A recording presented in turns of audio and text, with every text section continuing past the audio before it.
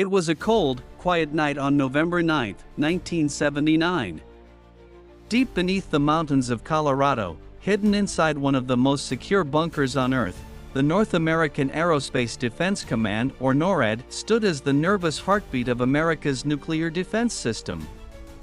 For decades, the U.S. had lived in the shadow of the Soviet Union, each side armed with thousands of nuclear warheads, capable of destroying the planet several times over. The Cold War had created a world of constant fear, one where a radar blip, a false reading, or even a bird on the radar could start the end of humanity. That night, around 3 a.m., a shift of duty officers were staring at their radar screens when something terrifying happened. One of the large monitors suddenly flashed red and an alert message blazed across the screen: Soviet missile launch detected. Within seconds, more warnings appeared. First 10 missiles. Then 50. Then hundreds. The data indicated over 200 Soviet ICBMs speeding toward the United States. The room filled with alarm sirens. Phones rang simultaneously. The base commander shouted for confirmation as soldiers rushed to their battle stations. NORAD's entire underground complex went into emergency mode. Nuclear bombers at air bases across America were ordered to prepare for immediate takeoff. Missile crews turned their launch keys halfway, waiting for the final code from the president to begin a counterattack.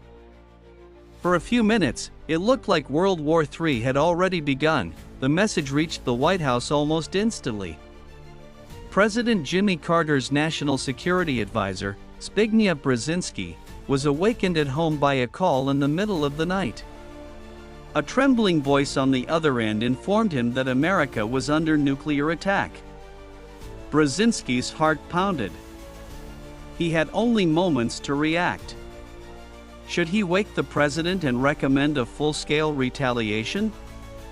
Should he wait, risking that the missiles would hit first? He decided to wait just a few seconds, long enough to ask one more question: have the satellites confirmed the launch? The answer that came back was confusing. No confirmation from space-based sensors, sir. That didn't make sense. The satellites, orbiting above the Earth, were designed to detect missile launches the instant they left the ground. If the Soviets had really fired 200 nuclear missiles, the heat signatures would be impossible to miss. Suddenly, everything started to look wrong. There was chaos in the command center, but the missile tracking data didn't match the real-world signals. The radar images showed missiles appearing out of nowhere, but disappearing just as fast. Within minutes, a terrifying truth began to unfold: the entire attack warning was false. Investigators quickly traced the cause, and what they found was almost unbelievable. Someone had accidentally inserted a training tape, a simulation used for war drills, into NORAD's live early warning computer system. The data from the tape, which was meant only for practice scenarios, was processed as if it were real Soviet missile data. To the computers, the world was ending. To the humans, it was just another night shift until those fake missiles showed up on their screens. In that brief window of confusion, the United States came dangerously close to launching a nuclear counterattack, one that could have triggered the Soviet Union's automatic response, annihilating the entire planet in less than an hour. The nightmare was narrowly avoided only because of one man's hesitation: Brzezinski's decision to double-check before making the call. After the incident, President Carter ordered a full investigation.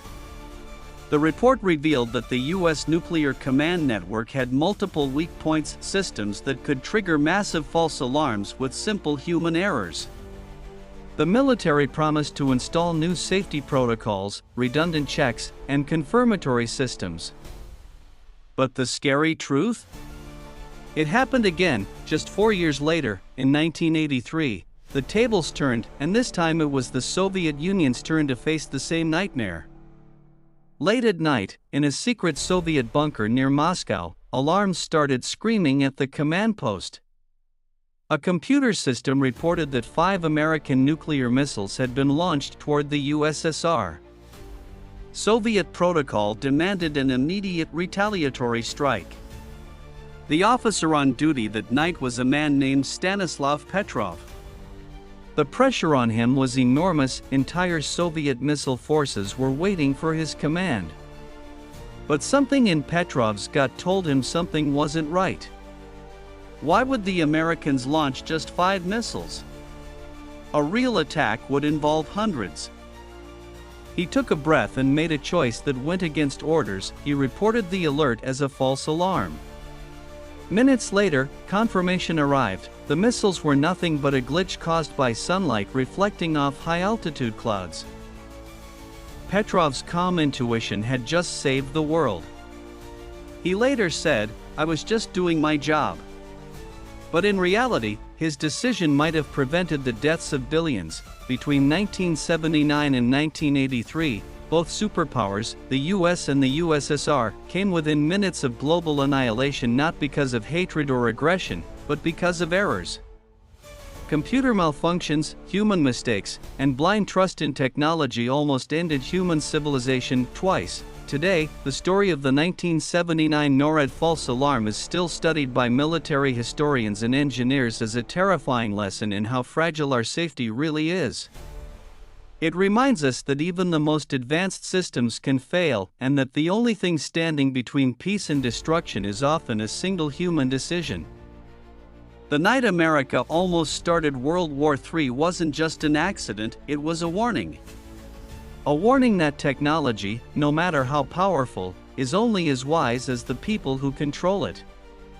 And even now, in a world filled with AI-driven defense systems, hypersonic missiles, and cyber weapons, that warning still echoes louder than ever, because history doesn't always repeat, but it often rhymes. Subscribe to BitBlastNow for more unbelievable true stories of war, technology, and the moments when humanity stood on the edge of extinction.